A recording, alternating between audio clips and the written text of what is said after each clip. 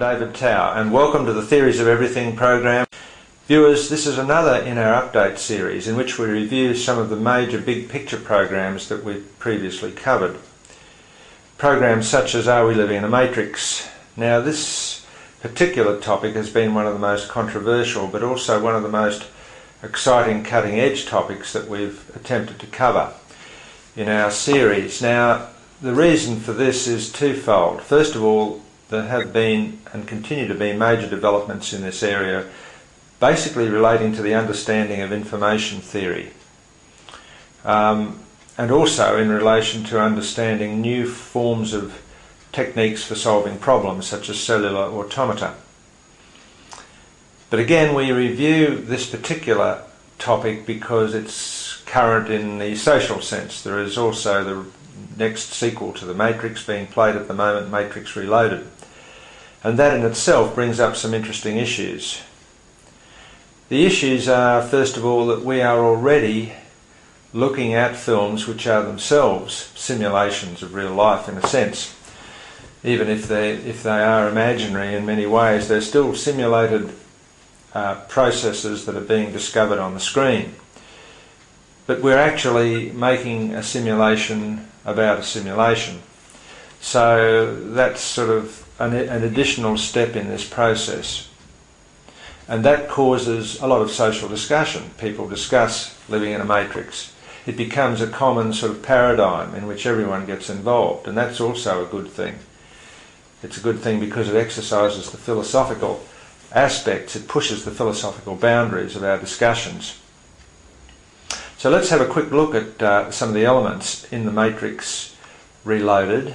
There are three major ones. There's the matrix concept itself, which is very potent, which wasn't further developed in this particular sequel. It was primarily fleshed out in the initial Matrix.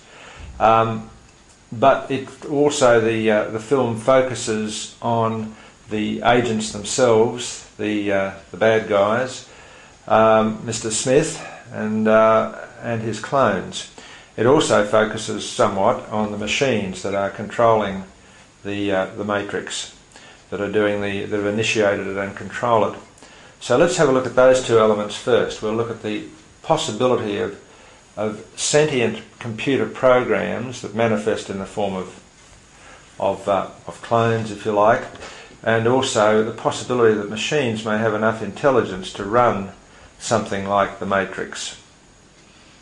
Well, first of all, if we look at the clone concept, already and currently there are programs that might be called agents. We've discussed them a number of times. They are empowered, if you like, to fulfill goals, but they're given quite a bit of freedom in the way that they solve those particular goals or problems or meet those goals. In other words, they're endowed with artificial intelligence. They're not normal step-by-step programs where every contingency is pre-calculated and programmed. They're a much broader class of programs, and they are capable of adapting and learning by experience as they go about their work. And some of their work is becoming extremely critical to humans. Critical mission software, if you like, or mission critical decisions are being made in areas such as air traffic control and weather forecasting. Now, both these areas are quite vital to humans and vital to their well-being, and they're being entrusted, if you like, to programs in the form of these intelligent agents, which are quite mobile, free in a sense to roam the internet, co-opt resources, and actually copy or clone other agents to assist them in that process. They're supposed to eventually return to their source of origin, to the particular website or wherever that they were originated in, and where they're supposed to be deleted. But of course, like space junk, it doesn't always happen like that. Some of these sentient agents, mobile agents, whatever they're called, do escape, if you like, and roam around the internet. There's just been a conference on developing higher levels of security to counteract this possibility. The possibility, in fact, of rogue software agents. rogue intelligent agents roaming around the internet, cyberspace, our space, which we'll increasingly live in as time goes by. So that's the first aspect of the film. In other words, the clones in the film are not so far removed from the clones that we're developing, the agents that we're developing currently.